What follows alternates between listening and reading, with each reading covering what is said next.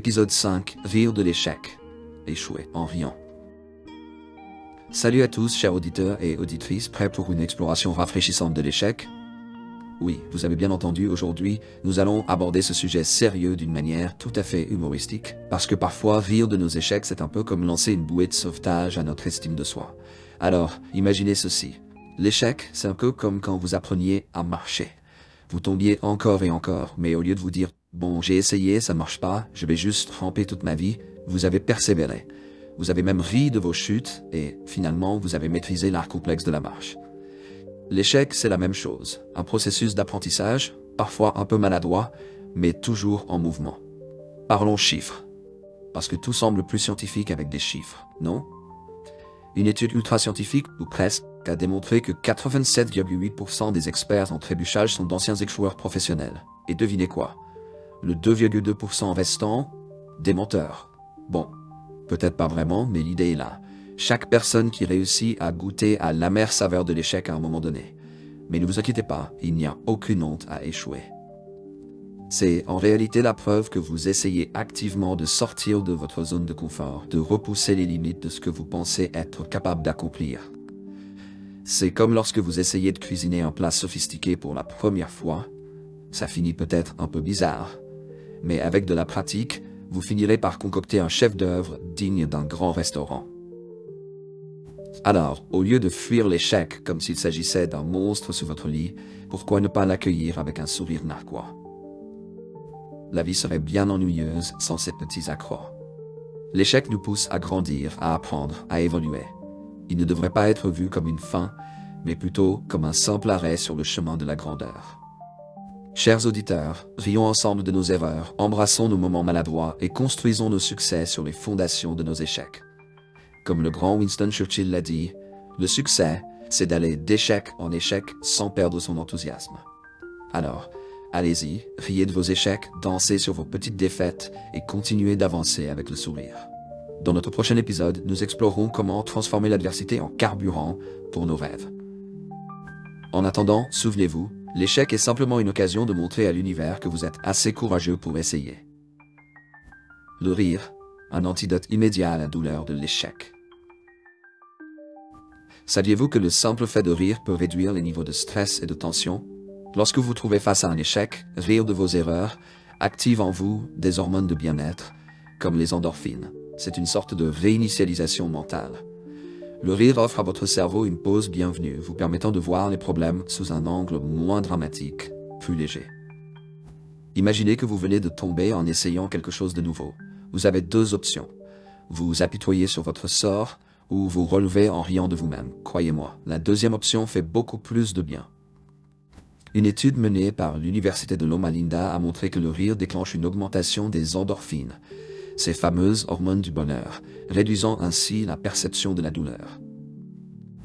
Imaginez la scène. Vous tombez en pleine présentation devant vos collègues. Plutôt que de rester figé dans l'embarras, un simple éclat de rire pourrait complètement changer la dynamique. Ce rire vous relance et, mieux encore, il désamorce la tension pour tout le monde. Désamorcer l'échec. Le rire est un outil puissant pour relativiser. Face à un échec, il est naturel de ressentir de la frustration, voire de la honte.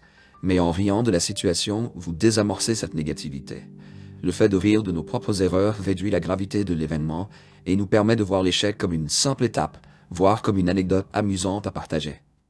Le célèbre écrivain Mark Twain disait « L'humour, c'est la plus grande bénédiction de l'humanité. » Alors, pourquoi ne pas en faire une arme dans notre combat contre l'échec?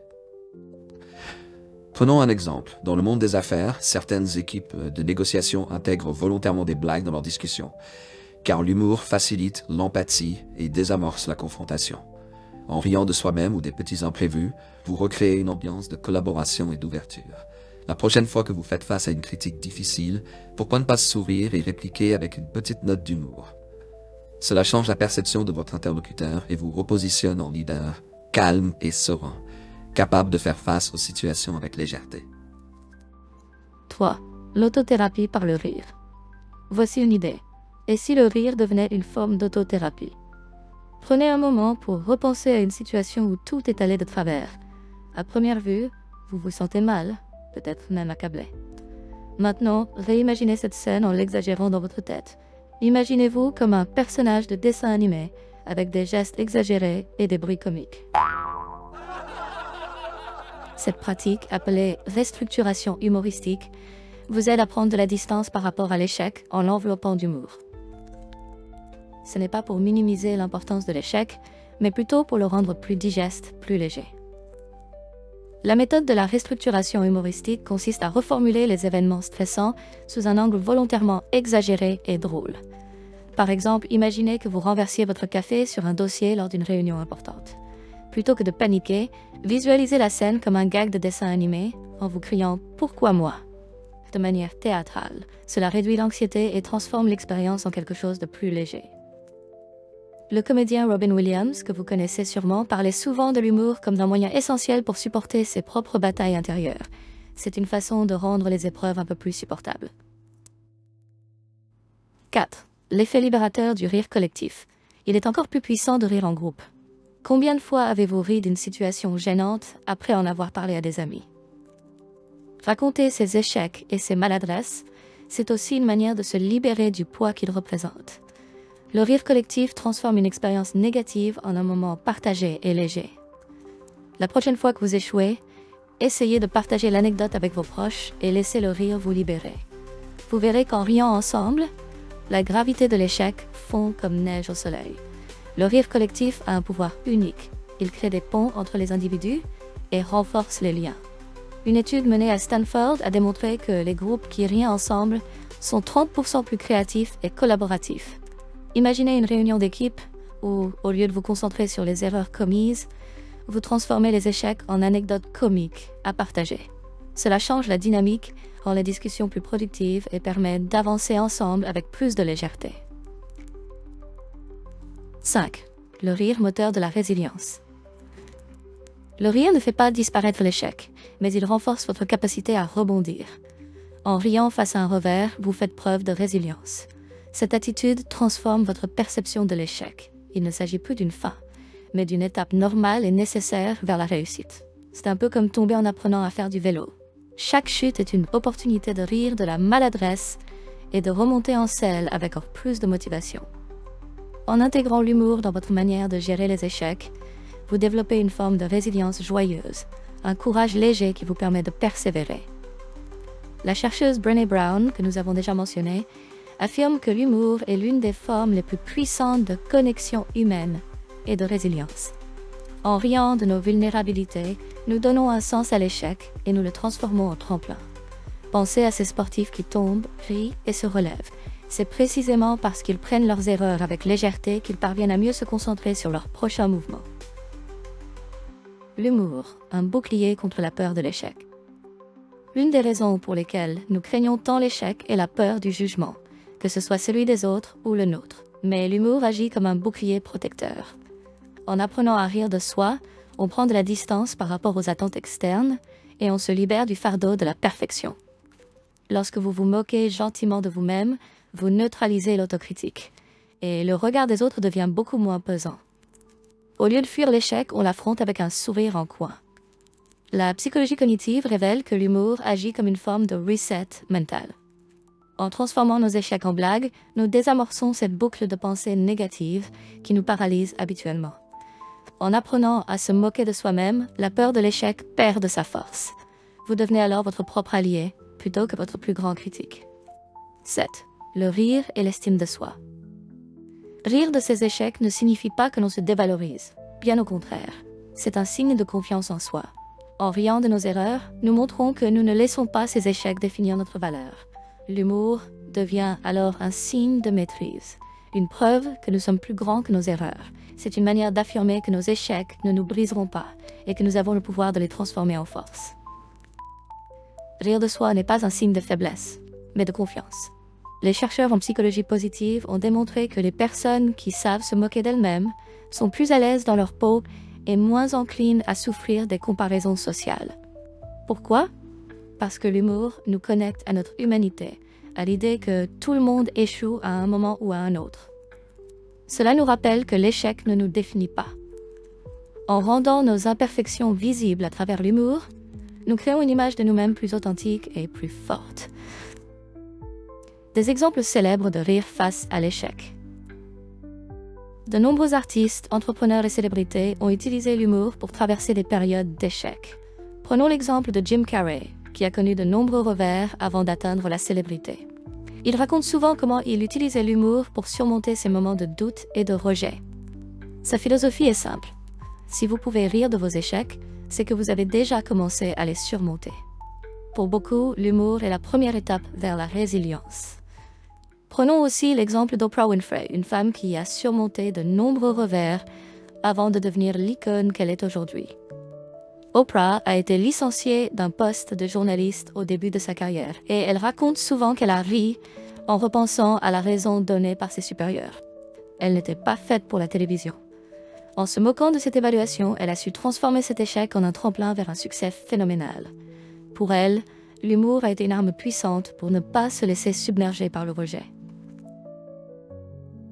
Un exercice pratique, l'humour réflexif. Essayons quelque chose d'amusant ensemble. Repensez à une erreur que vous avez faite récemment, peu importe si elle est petite ou grande. Maintenant, écrivez-la comme si vous racontiez une blague ou un sketch humoristique. Exagérez, ajoutez des détails farfelus. L'objectif ici n'est pas de minimiser l'échec, mais de le rendre moins lourd à porter en l'enveloppant de rire. Cet exercice, que l'on pourrait appeler humour réflexif, vous aidera à voir l'échec sous un œil nouveau, comme une anecdote amusante plutôt qu'un coup dur. Prenons un exemple classique. Vous renversez votre boisson sur votre chemise juste avant une réunion importante. Plutôt que de paniquer, imaginez que vous êtes dans une comédie à la Charlie Chaplin. Accentuez les détails. Imaginez la scène qui se déroule au ralenti avec une bande-son humoristique en arrière-plan. Écrivez cette histoire comme si vous la racontiez à vos amis pour les faire rire. N'hésitez d'ailleurs pas à vraiment le faire. Vous verrez, cet exercice vous aidera à relativiser et à voir la situation sous un angle beaucoup plus léger. 10. Anecdote personnelle. Il y a quelque temps, j'ai voulu rendre service à mes collègues en allant récupérer les objets de production destinés à notre équipe. Mais, ayant la tête ailleurs, j'ai ramené seulement la moitié de notre travail. L'autre moitié appartenait à l'équipe voisine. Et pourtant, c'était assez évident, avec le numéro bien visible sur les cartons. Les remarques ont vite fusé et la honte a commencé à monter en moi. Ni une, ni deux. Je me suis empressé de ramener les produits qui ne nous étaient pas destinés et de récupérer les bons. Sur le chemin du retour, j'ai tenté de relativiser la situation et même de la retourner à mon avantage pour que mes collègues ne gardent pas cette anecdote en mémoire de façon trop dévalorisante. Alors, en revenant avec les bons produits, j'ai décidé d'y aller à fond. Je leur ai annoncé ouvertement que je ramenais les objets avec le numéro d'une équipe, d'un autre site. Évidemment, c'était tellement énorme comme erreur que personne n'y a cru une seule seconde. Tout le monde a éclaté de rire en chœur. Grâce à un peu d'autodérision, j'ai réussi à évacuer le stress de ma bévue et surtout à la faire oublier à tout le monde presque instantanément. En plus, l'atmosphère de l'équipe s'est détendue, ce qui était bienvenu vu que la journée était particulièrement difficile pour tout le monde. Cet échec s'est transformé en une bonne blague dont chacun se souviendra avec le sourire. Alors, chers auditeurs, rappelez-vous, rire de l'échec, ce n'est pas nier son existence, mais plutôt accepter qu'il fait partie de l'aventure humaine. C'est une manière d'alléger notre parcours et de renforcer notre confiance en nous. Plus vous rirez, plus vous grandirez. Alors, la prochaine fois que vous échouez, esquissez un sourire, racontez votre histoire et continuez d'avancer avec la légèreté et la joie que seul le rire peut apporter.